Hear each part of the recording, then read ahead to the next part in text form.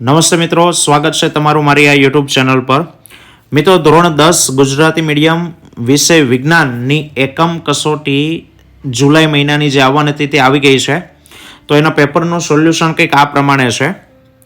પહેલો સવાલ છે વિભાગ એમાં કે ભાઈ CaOH ટ્વાઇસ નીચેના પૈકી કયા નામે ઓળખવામાં આવે છે.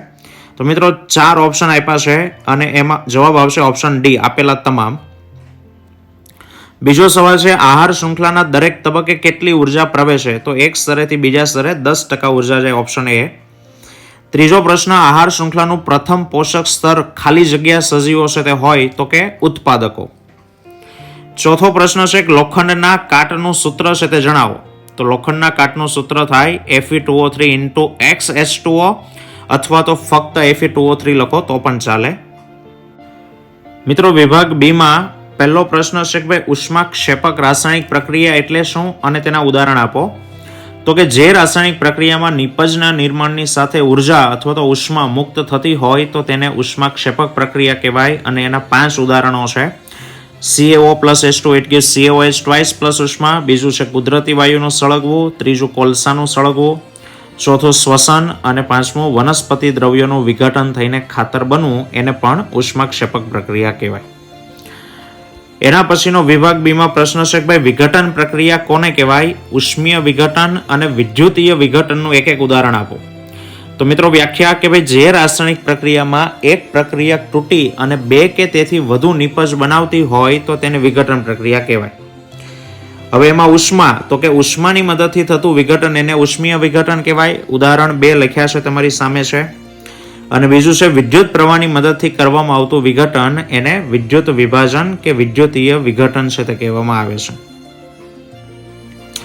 પછીનો પ્રશ્ન છે કે ભાઈ જૈવિક વિશાલન કોને કહેવાય અને શું નિવસન તંત્રના જુદા જુદા સ્તરો ઉપર જૈવિક વિશાલનની અસર જુદી જુદી હોય.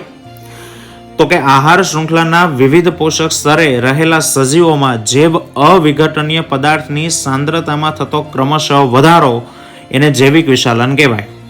અને નિવસન તંત્રના જુદા જુદા સ્તરો ઉપર અસર એની છે એ જુદી જુદી હોય. ઉત્પાદકોના સ્તરે અસર સૌથી ઓછી હોય, જ્યારે ઉચ્ચ માંસાહારીના સ્તરે એની અસર સૌથી વધુ હોય. પછીનો પ્રશ્ન છે કે ભાઈ સિમેન્ટ બનાવવા માટે કયો પદાર્થ વપરાય અને એની બનાવટ લખો. તો કે ભાઈ સિમેન્ટ બનાવવા માટે કળી ચૂનો, એટલે કે એનું રાસાયણિક નામ છે કેલ્શિયમ ઓક્સાઇડ વપરાય અને બનાવટ છે CaCO3. ગરમ કરો એટલે CaO + CO2. વિભાગ સી માં 3 ગુણના પ્રશ્નોમાં છે મિત્રો પહેલો કે ભાઈ ખોરાપણું એટલે શું અને ખોરાપણું અટકાવવા માટે કયા પદાર્થનો ઉપયોગ થાય છે અને ખોરું થતું અટકાવવાની કોઈ પણ 3 રીતો જણાવો. તો મિત્રો પહેલા વ્યાખ્યા છે કે ભાઈ તેલ કે ચરબીયુક્ત ખાદ્ય પદાર્થને હવામાં લાંબો સમય સુધી જો રાખવામાં આવે તો તેમાં તેલ કે જે ચરબી હોય એનું ઓક્સિડેશન થાય અને જેનાથી એનો સ્વાદ અને ગંધ બદલાઈ જાય. આ પ્રક્રિયાને ખોરાપણું અથવા તો અંગ્રેજીમાં રેન્સિડિટી કહેવામાં આવે. ખોરાપણું થતું અટકાવવા માટે ઓક્સિડેશનનો વિરોધ કરે એવા પદાર્થો ઉમેરાય જેને એન્ટીઓક્સિડન્ટ કહેવાય. અને 3 રીતો છે કે ભાઈ કા ખાદ્ય પદાર્થને હવા ચુસ્ત પેકિંગમાં બંધ કરવો, કા ખોરાકને નીચા તાપમાને ફ્રીજમાં રાખવો જોવે અને કા પછી બટાટાની ચિપ્સ કે એવા તેલવાળા પદાર્થો છે એના પેકિંગમાં નાઇટ્રોજન વાયુ છે તે ભરવામાં આવે છે. 10મો સવાલ છે મિત્રો કે ભાઈ ઓઝોન સ્તરનું વિઘટન એ આપણા માટે ચિંતાનો વિષય શા માટે છે અને આ વિઘટનને સીમિત કરવા માટે કયા પગલાં લેવા જોઈએ. તો મિત્રો પહેલા તો કે ભાઈ ઓઝોન એ સૂર્યમાંથી આવતા ટૂંકી તરંગ લંબાઈના જે પારજાંબલી કિરણો છે એનું શોષણ કરે અને તેને પૃથ્વીની સપાટી ઉપર આવતા રોકે છે. આથી જો ઓઝોન સ્તરમાં વિઘટન થાય તો આ UV કિરણો છે તે પૃથ્વી ઉપર આવે છે અને તેનાથી આંખમાં મોતિયો, ત્વચાનું કેન્સર વગેરે જેવી સમસ્યા સર્જાય. અને એટલા માટે ઓઝોન સ્તરમાં વિઘટન એ આપણા માટે ચિંતાનો વિષય કહેવાય.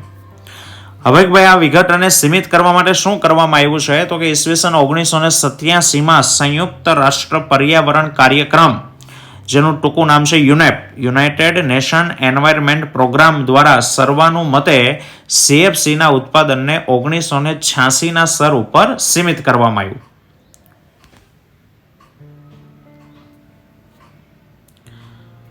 ચાલો પછીનો પ્રશ્ન છે કે ભાઈ નિવસન તંત્રના ઘટકો છે તે સમજાવો. તો કે નિવસન તંત્રના મુખ્ય 2 ઘટકો છે જૈવિક ઘટક અને અજૈવિક ઘટક. જેમાં અજૈવિક ઘટકોની વાત કરીએ તો બધા જ નિર્જીવ તેમાં આવે, જેમ કે વરસાદ, ભેજ, ભૂમિ, આબોહવા, પર્વત, ખડક, ખનિજ, પ્રકાશ વગેરે. અને જૈવિક ઘટકોની વાત કરીએ તો બધા જ સજીવોનો તેમાં સમાવેશ થાય. હવે એ સજીવોમાં ફરી પાછા ખોરાક અને પોષણ કઈ રીતે મેળવે એના આધારે એના 3 પ્રકાર પાડવામાં આવે: ઉત્પાદક, ઉપભોગી અને વિઘટકો. જેમાં ઉત્પાદકોની વાત કરીએ તો કે આ સજીવો સૂર્યપ્રકાશ અને ક્લોરોફિલની હાજરીમાં અકાર્બનિક પદાર્થોમાંથી શર્કરા કે સ્ટાર્ચ જેવા પદાર્થો છે તે બનાવે. ઉદાહરણ તરીકે વનસ્પતિ, લીલ અને કેટલાક બેક્ટેરિયા. ઉપભોગી કે આ સજીવો ઉત્પાદકો દ્વારા તૈયાર થયેલા ખોરાક ઉપર પ્રત્યક્ષ કે પરોક્ષ રીતે આધાર રાખતા હોય છે. અને એ ઉપભોગી કઈ રીતે ખોરાક ગ્રહણ કરે એના આધારે એના 4 પ્રકાર પડે: તૃણાહારી, માંસાહારી, મિશ્રાહારી અને પરોપજીવી. મિત્રો, સવાલ 3 માર્ક્સની અંદર પૂછેલો છે તો ડિટેલમાં ત્યાં લખવું જરૂરી નથી. અને ત્રીજો છે વિઘટકો. વિઘટકો એટલે જે વિઘટન કરે છે તે કે ભાઈ જટિલ કાર્બનિક પદાર્થોને તોડી અને જેનું સરળ અકાર્બનિક પદાર્થમાં ફેરવે એને વિઘટક કહેવાય. એમાં આવે ફૂગ અને બેક્ટેરિયા. વિભાગ ડી માં 4 ગુણના પ્રશ્નમાં છે આહાર શૃંખલા અને પોષક સ્તર સમજાવો. તો કે ભાઈ નિવસન તંત્રના સજીવો ખોરાક માટે એકબીજા પર આધાર રાખી અને આહાર શૃંખલા બનાવે. આહાર શૃંખલા સામાન્ય રીતે 3 કે 4 ચરણની હોય. અને આહાર શૃંખલાનું દરેક સ્તર એને પોષક સ્તર કહેવાય, કારણ કે દરેક સ્ટેપે પોષણ મળે છે. તો એમાં સૌથી પહેલા પોષણ મળે ઉત્પાદકોને, એટલે ઉત્પાદકો પ્રથમ પોષક સ્તર કહેવાય, જે સૌર ઉર્જાનું શોષણ કરી અને પ્રકાશ સંશ્લેષણ દ્વારા રાસાયણિક ઉર્જામાં રૂપાંતર કરે. ત્યારબાદ તૃણાહારી, જેને બીજું કહેવાય પ્રથમ કક્ષાના ઉપભોગી, એ બીજું સ્તર બનાવે. નિમ્ન માંસાહારી એટલે કે દ્વિતીય કક્ષાના ઉપભોગી એ ત્રીજું સ્તર બનાવે. અને ઉચ્ચ માંસાહારી એટલે કે તૃતીય કક્ષાના ઉપભોગી એ ચોથા પોષક સ્તરનું નિર્માણ કરે. અને એક આહાર શૃંખલાનું ઉદાહરણ આપી દેવાનું.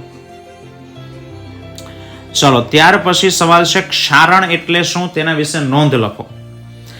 તો કે કોઈ પણ ધાતુની સપાટી હવા, પાણી, ભેજ કે એસિડના સંપર્કમાં રાખો એટલે એનું ખવાણ થાય, એ પ્રક્રિયાને ક્ષારણ કહેવાય. લોખંડને ક્ષારણ હવામાં ખુલ્લું રાખો તો તે ભેજ કે ઓક્સિજન સાથે પ્રક્રિયા કરી અને કથ્થાઈ રંગનો કાટ બનાવે, જે ફેરિક ઓક્સાઇડ છે. બીજું છે કે ભાઈ કોપરને હવામાં ખુલ્લું રાખો તો તે CO2 સાથે પ્રક્રિયા કરી અને લીલા રંગનું કોપર કાર્બોનેટ બનાવે. અને ત્રીજું, ચાંદીને જો હવામાં ખુલ્લું રાખવામાં આવે તો તે સલ્ફર સાથે પ્રક્રિયા કરી અને કાળા રંગનું સિલ્વર સલ્ફાઇડ બનાવે.